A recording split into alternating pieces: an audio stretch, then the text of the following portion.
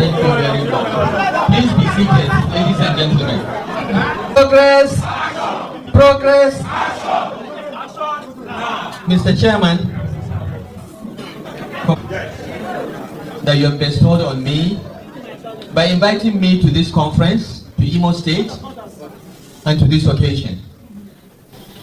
I am very, very grateful to the national leadership of the party for organizing this conference and inviting these very distinguished keynote speakers.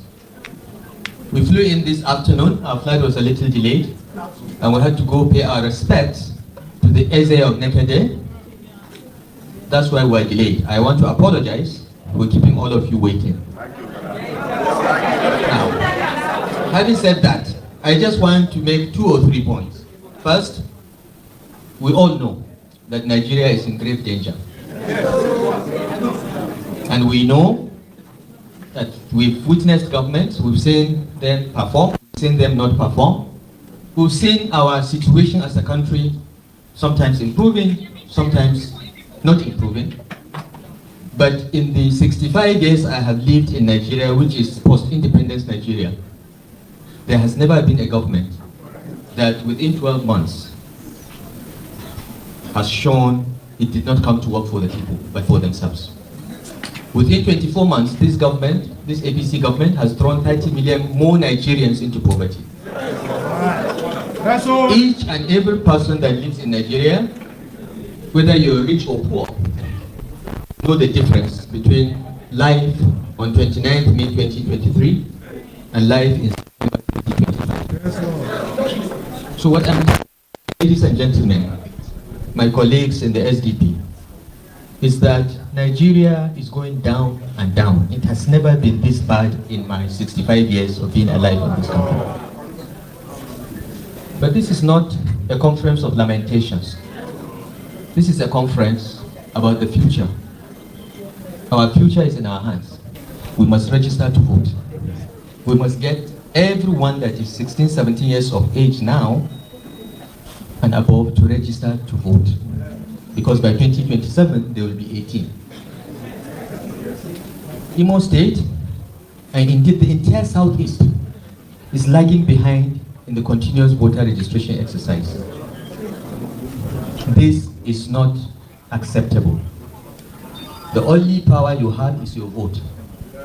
It's the only thing you can use to kick out this government and replace it with something better. So I appeal to all of you here, you're all leaders in your own right, to please go back to your communities, to your villages, to your organizations, and encourage every adult to register to vote. That's the first step. The second step, of course, is to come out to vote on election day and vote against the APC. Number 2, as you are aware, we have adopted a party for the coalition, the African Democratic Congress, the ADC. So why am I here speaking to SDP chieftains? I'm here to tell you that the adoption of the ADC is the first step. There are further steps where other opposition parties like the SDP, the NNPP, even the PDP or whatever is left of it, will join this coalition. This is a coalition to save Nigeria. To save Nigeria from extremely bad governance. A government of cronies that we have never seen in our history.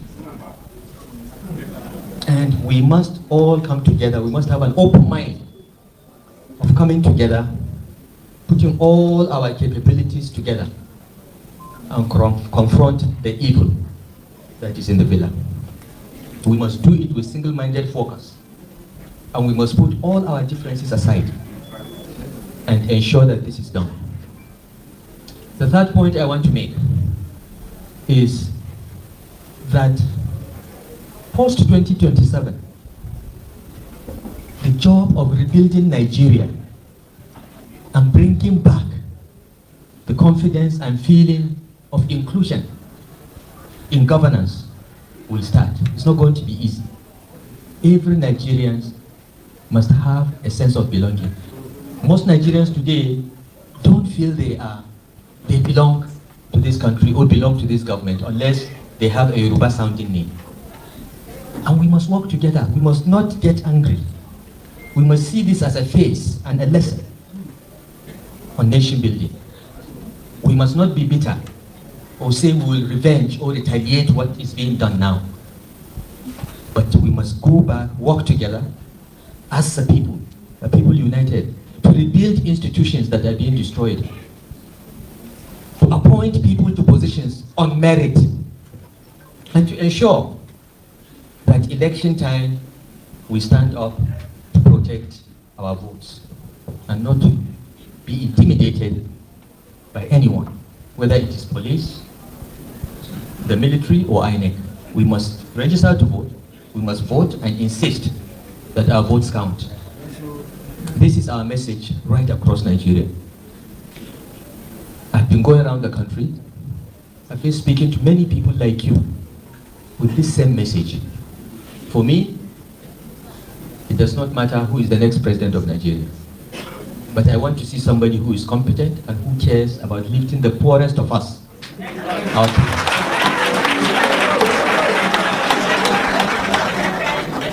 And giving opportunity for the most endowed amongst us to excel, to realize their full potentials.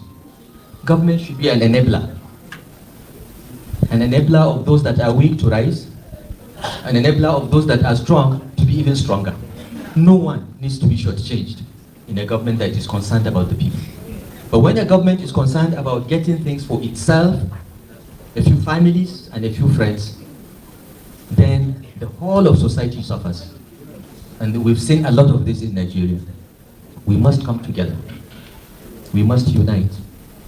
We must be strong and resilient and work to make our country better. It is okay to sit and blame the leaders, but we should ask ourselves in our little areas, because each and every one of us here is a leader of some sort. You may just be the leader of your family or the leader of a group of friends. You may be a follower to the governor of IMO State, but in your family, in your schools, in your circle of friends and social interactions, you are a leader too. How have you led people? Have you led with integrity? Have you led by example? Because unless you lead by example, you make those that are below you even more cynical. This government has said it is undertaking fundamental reforms. And we agree with some of the reforms. But leaders should lead by example. This government has said it is undertaking fundamental reforms. And we agree with some of the reforms. But leaders should lead by example. You can't ask us to tighten our belts while you are buying a new plane and a brand new car for yourself.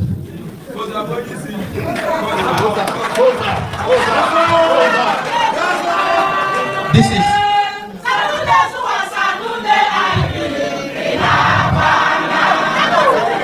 Latvia. Seriously, this is what I mean when I say lead by example. Because the people that you lead are looking up to you to see whether, when you ask them to sacrifice, you are also making a bigger sacrifice. When you ask them to walk, you are running. That's why you're a leader. And when people don't see that, they get cynical, they begin to distrust leaders, and this is what has happened to Nigeria.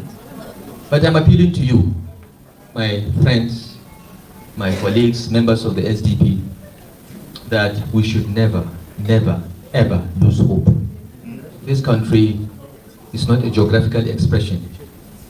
It is a creation of God. And we lost 2 million lives to keep this country the way it is. It is too late for us to go back and bring those 2 million lives.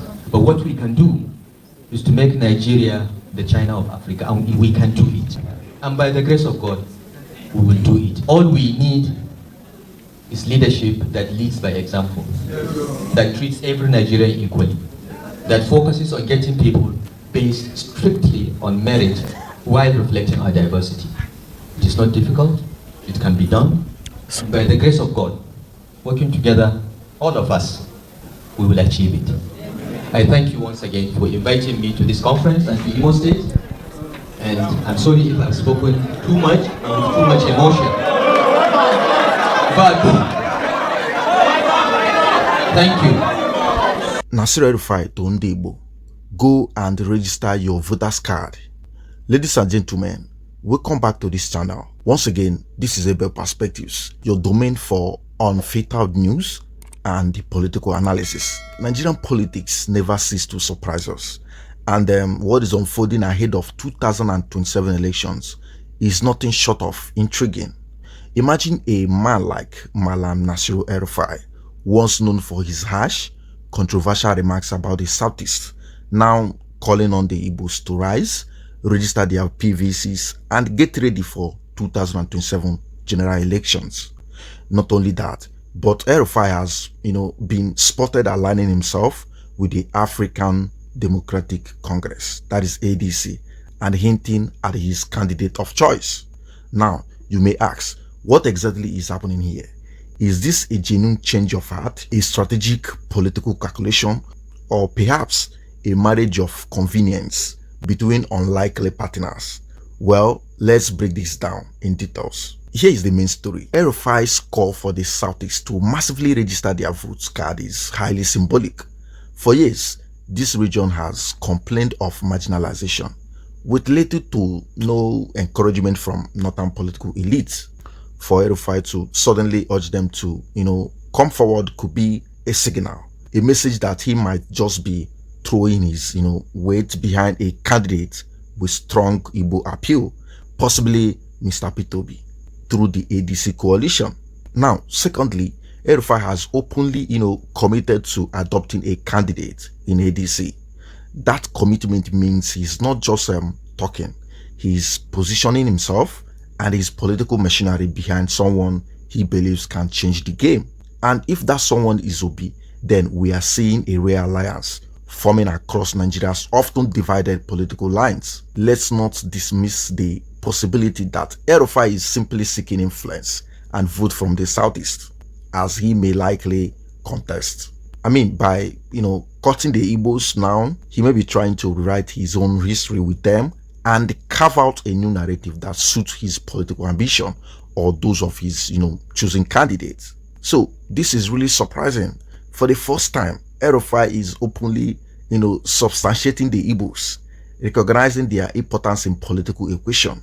And believe me, this is a major shift from his previous perspectives, where he often dismissed or undermined their role in national politics. But the reality is that Elrufai and P2B have found themselves under the same political umbrella of the ADC coalition. Whether they like it or not, circumstances have forced them to embrace each other. And if that wasn't enough, even Elrufai's own son has extended support for P2B, showing that this is not just an individual calculation, but one that is trickling down within his own family influence. Here's the big question. What could this mean for President Bola Ahmed Tinubu's, re-election in 2027? The implications here are very clear. Tinubu's chances of consolidating the Southeast, which, were already slim, may now be further threatened if Elrufai successfully bridges Obi's popularity with northern structure and backing. So this could significantly, shake the balance of power in 2027.